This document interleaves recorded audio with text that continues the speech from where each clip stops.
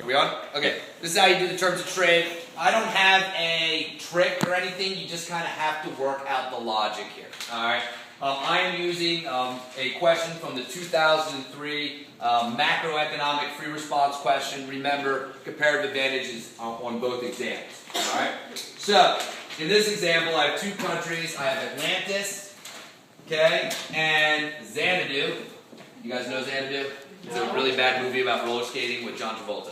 Alright, well, not John Travolta, Olivia Newton-John, okay? Yes. Who was in Greece with John Travolta. Alright, so in Atlantis, we can produce 30 cars, okay, or 10 tractors, okay?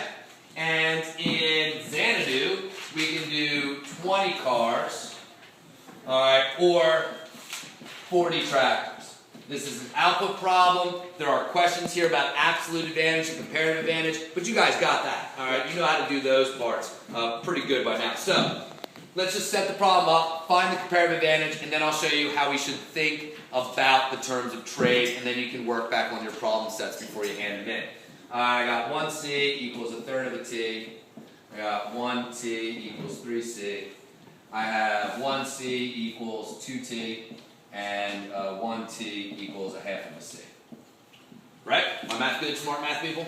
Yes. Alright. Would you rather give up a third or two? Third. Okay, would you rather give up 3 or a half? A half. So, we now have found the comparative advantage. A is going to produce C. Okay, A is going to produce cars. They're going to specialize in cars. They're not producing both anymore, if they were. And over here in Xanadu, they're going to produce tractors. They're not going to produce both. They're going to trade for the cars. Here's how you find the terms of trade. Here's the logic. I'm going to produce cars, and I'm going to trade for tractors. What you have to do is find the terms of trade that gives them an incentive to trade rather than doing it themselves. Alright, so I'm going to trade for tractors. If I did tractors by myself, it would cost me 3 cars. Alright, therefore, in order for me to want to trade cars for tractors, how many cars would I be willing to give up? Less than 3. Okay, 2. So there's the first part. If I had to give up in trade more than 3 cars, I might as well do it myself. So when I do these terms of trade problems, I find the comparative advantage, but where am I looking?